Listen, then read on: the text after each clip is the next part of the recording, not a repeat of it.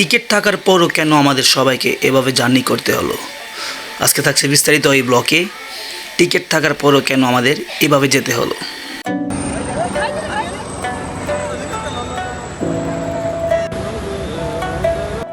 আসসালামু আলাইকুম, আমি সালমান ফার্সি আবারও চলে আসলাম আমাদের আরেকটি ব্লগ নিয়ে।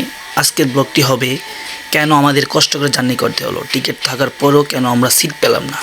তো আজকে সকাল 10টায় আমাদের শিপ, যে শিপ ছিল সকাল 6টা 15, সেটা কোনো একটা কারণে আমাদের শিপটা আসে 10টায়। তো আমরা সবাই রেডি হয়ে নিচ্ছি, যার যার ব্যাগ, সবার ব্যাগ প্যাকিং করছে। তো আমরা এখন হোটেল চেক আউট করে ফেলবো। তো চেক আউট শেষ করে আমরা চলে যাচ্ছি আমাদের যেখান থেকে আমরা সেন্ট মার্টিন যাওয়ার শিপটা ছাড়বে, ওইটা হচ্ছে নুনিয়াছড়া। তো আমরা এখন নুনিয়াছড়া চলে যাব।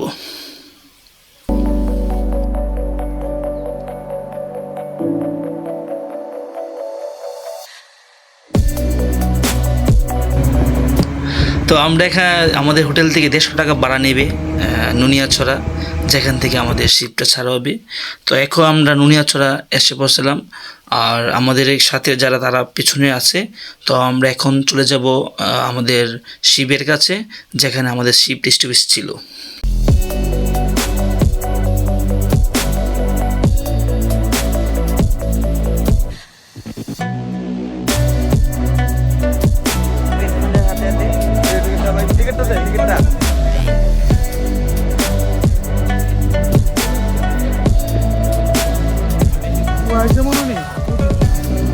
আর এটা হচ্ছে আমাদের শিপ এমবি বারোয়ালিয়া, কারণ আমাদের টিকিটে ছিল কর্ণফুলী এক্সপ্রেস। কোনো একটা কারণে আমরা এখন যাব এমবি বারোয়ালিয়া দিয়ে।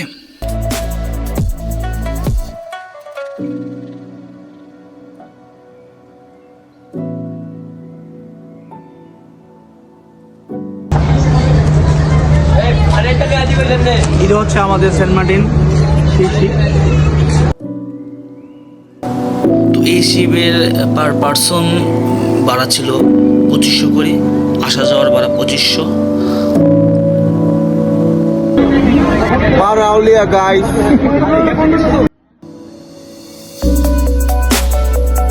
তো আমাদের সবার ব্যাগগুলো আমরা একে একে নিয়ে আসলাম, আমাদের শিপের এক সাইডে আমরা রাখলাম।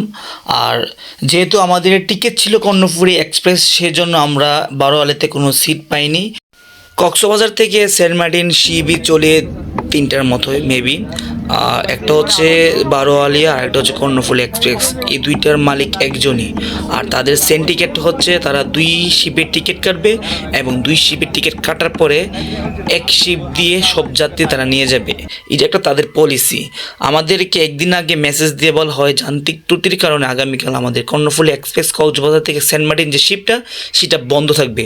যখন আমরা এই মেসেজটা পাই, তখন আমরা দ্রুত চলে যাই কক্সবাজারের যে তাদের অফিস ছিল, আমরা সেই অফিসে গিয়ে কথা বলি এবং তারা আমাদেরকে বলছে যে যেহেতু সমস্যা, সেজন্য তারা আমাদেরকে বারোয়ালিয়াতে স্টেডিংভাবে ঠিক পাবো না, যাওয়ার ব্যবস্থা করে দিবে। যেহেতু আমরা একদিন থাকলাম কক্সবাজারে এবং আমাদের প্রিপারেশন ছিল সেন্ট মার্টিন, সেই জন্য আমরা না বলি নাই, তাদেরকে বলে দিলাম যে আমাদের স্টেডিং করে দিন, আমরা যাবো, কষ্ট হল সমস্যা না, সিট লাগবে না, আমাদেরকে আপনারা যাওয়ার ব্যবস্থা করে দিন, এবং তারা সেই ব্যবস্থা করে দিন। জার্নিটা ছিল 7 থেকে 7.5 ঘন্টা জার্নি। মানে এত বিরক্তকর একটা জার্নি ছিল যা বলার মতো না। কারণ আমরা যখন গত বছর সেন্ট মার্টিন যাই, তখন ছিল সেটা টেকনাফ থেকে সেন্ট মার্টিন যাওয়ার সময় লাগে 3 থেকে 3.5 ঘন্টা। এবং যেহেতু টেকনাফটা বন্ধ, তাই কক্সবাজার থেকে শিপ ছাড়ে, আর কক্সবাজার থেকে শিপ ছাড়াটা আপনার সেন্ট মার্টিন গিয়ে পৌঁছতে লাগে আপনার 7 থেকে 7.5 ঘন্টা। এত ক্লান্ত, তারপর আমরা একটা জায়গাতে রেস্ট নিই সবাই। কারণ আর শিবের যে খাবারের যে ব্যবস্থা, এখানে খাবার এত খারাপ, এত বাজে। আপনি একটা বার্গার কিনবেন 150 টাকা দিয়ে, আপনি 70টা কামড় দিবেন এবং 69 নাম্বার কামড়ে আপনি মাংস পাবেন। এর আগে আপনি মাংসের নামগন্ধ পাবেন না, এত একটা বাজে খাবারের কোয়ালিটি।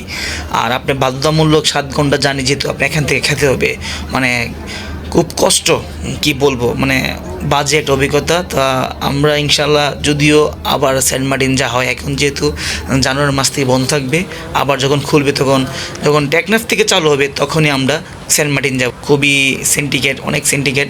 অবশেষে আমরা আসলাম সেন্ট মার্টিনে, এবং যখন সেন্ট মার্টিনে এসে নীল কালার যে পানিটা, ওইটা দেখার পর আমাদের সারা দিনে যে 7 ঘন্টা যে জার্নি করে আসলাম সব কিছু আমরা ভুলে গেলাম, কারণ এত একটা সুন্দর মানে পানির কালারটা দেখে মনটা আমাদের ভরে গেল।